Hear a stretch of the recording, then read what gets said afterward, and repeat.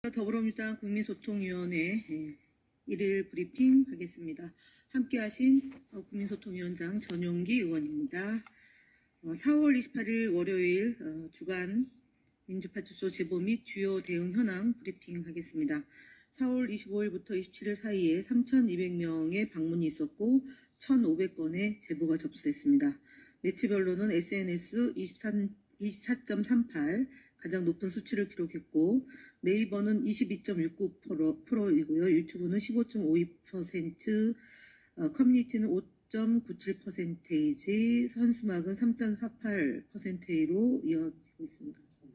1,005건입니다. 방문 다시 하겠습니다. 3,200명의 방문과 1,005건의 제보가 접수됐습니다. 주요 제보 내용을 말씀드리겠습니다. SKT 유심 해킹 사건을 민주당과 결합시켜서 음모론을 유포한다는 제보가 있습니다. 4월 22일 해당 사건이 보도된 이후 4월 24일부터 SNS, 네이버, 커뮤니티 등을 중심으로 민주당을 겨냥한 음모론이 급속히 퍼지기 시작했습니다. 민주당 대선 후보 선출 시기와 맞물려 더욱 확산되고 있는 흐름입니다. 이번에 생성된 음모론은 크게 세 가지로 구분할 수 있습니다. 첫 번째로는 선거 자금 마련과 관련해서 2025년 4월 2일 강원도 옥계항에서 적발된 2톤 가량의 마약이 민주당의 돈줄이었다는 기존 음모론이 확장되면서 민주당과 민주당 대선 후보가 선거 자금을 마련하기 위해서 SK텔레콤의 해킹 사건을 일으켰다는 주장을 펴고 있습니다. 일부에서는 민주당 후보와 관련된 회사가 유심을 제작해 SK텔레콤으로부터 대금을 선지급받아 수백억 원의 자금을 유출했다는 허위 사실이 날조되고 있습니다. 둘째로는 제21대 대선의 부정선거를 위해 명부를 준비했다는 내용입니다. SK텔레콤 해킹 사건이 국민의 민감 정보를 해킹하여 부정선거를 준비한 것이라는 주장이 근거 없이 퍼지고 있습니다. 셋째로는 CBDC를 통한 공사나 관련 주장입니다. 이번 사건으로 교체할 유심에 중국 통제용 프로그램이 설치되어 있으며 이를 통해 중국이 대한민국을 집어삼키려 한다는 허무맹랑한 내용 또한 유포되고 있습니다. 두 번째로는 민주당 이재명 대선 후보에 대한 테러 예고의 글입니다. 주말 동안 네이버 기사 댓글을 통해 이재명을 대선 전까지 심각한 살해 예고 글이 다수 발견되었습니다.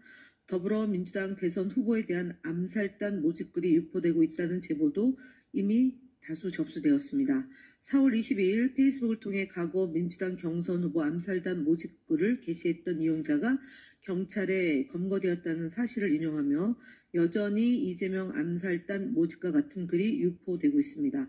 심지어 검거 사실을 인지하고 있음에도 불구하고 또다시 나도 모집해볼까, 잡혀갔고 뉴스에 오르나 등 조롱 섞인 글들이 유포되고 있습니다.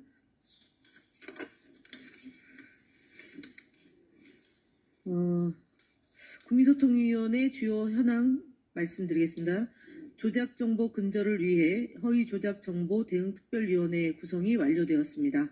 김동화 의원을 위원장으로 하는 허위조작정보대응특별위원회가 4월 25일 조직 구성을 완료했습니다.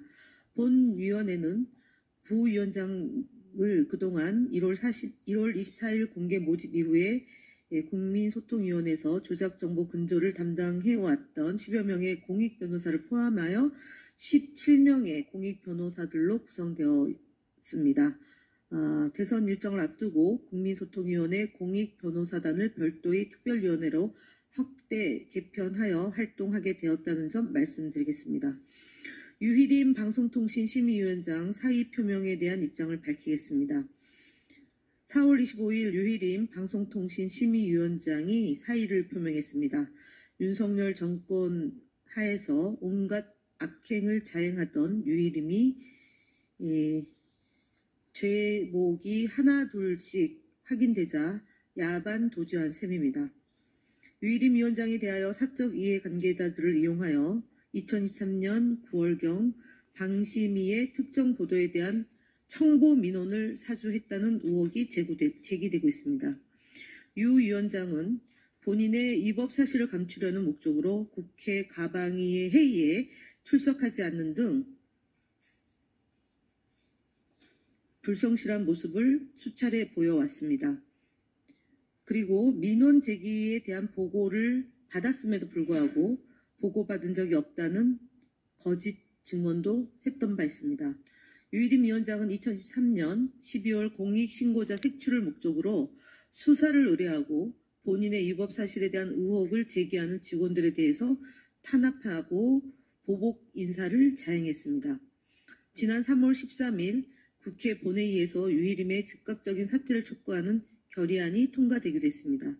사의를 표명했다고 끝난 것이 아닙니다. 유일임 위원장의 민원 사주 및 은폐 의혹에 대한 감사원과 경찰의 엄정하고 신속한 수사를 촉구하는 바입니다. 다음으로는 전용기 의원께서 진행하시겠습니다. 네, 경기일보 원중이 제소, 원중이 심리 결과 등의 언론 대응을 보고드리겠습니다. 4월 22일자 경기일보 김종국 칼럼은 신안산선 참변을 언급하며 사실관계를 왜곡하고 정치인의 책임을 지적하였습니다. 참사의 아픔에 깊이 공감하지만 근거 없는 정치적 책임론을 제기하는 것은 바로 잡아야 할 일이라고 판단했습니다. 이에 해당 칼럼에 대해 언론중재위원회에 제소하였습니다. 지난 금요일 언론중재위원회 심리 결과를 보고드리겠습니다. 3월 20일자 더 퍼블릭에 주변인 연쇄 사망 이재명, 최상목 겨냥 몸조심하라, 김장겸 영화 아수라 연상 보도는 언론사 2회 불출석으로 인해 정정 및 반론 게재로 자동 합의 처리되었습니다. 3월 31일자 한국일보에 민주당이 김어준 지령을 받아 의회 구태타, 여 국무위원 탄핵 위협에 줄고발 맞불 보도는 반론 게재로 합의하였습니다. 5.18 민주화운동 관련 허위 영상 및 안정권 우회 채널 등에 대한 유튜브 대응 현황입니다.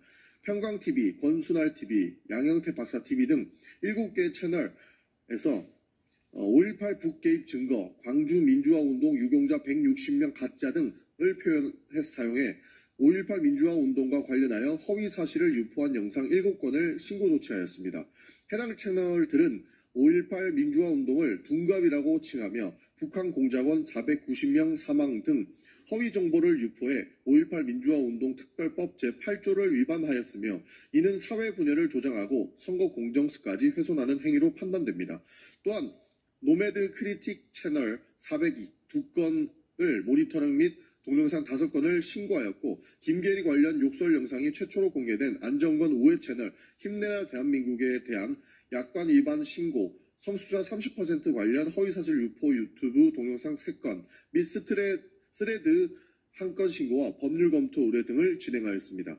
마지막으로 북한에게 뇌물 주는 경기도 평화부지사 관련 틱톡 비디오를 삭제했으며 선거 기간임을 고려하여 구글, 틱톡, 스레드 등 각 플랫폼 신고와 함께 법적 대응도 적극 추진하고 있음을 밝힙니다.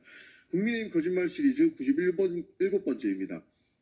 어제 4월 27일인 민주당의 대통령 선거 후보로 이재명 후보가 공식 선출되었습니다. 민주당의 대선 후보가 선출되자마자 국민의힘이 견제성 거짓말을 이어왔습니다. 특히 국민의힘 신동욱 대변인은 수석 대변인 논평을 통해 민주당은 이미 권력을 다잡은 듯 40일 뒤 민주당 정부라는 오만함을 보이며 축배를 들고 있습니다. 권력에 취해 허공을 떠도는 민주당의 모습이라고 주장하였습니다. 민주당은 축배를 든 적도 없으며 권력에 취해 허공을 떠돈 적도 없습니다. 이런 근거 없는 거짓말들을 멈춰주시길 바랍니다.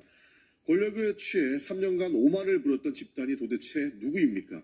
국민의힘과 윤석열은 국민이 부여한 힘을 사용해 민주공화정을 부정하고 내란까지 저질렀습니다.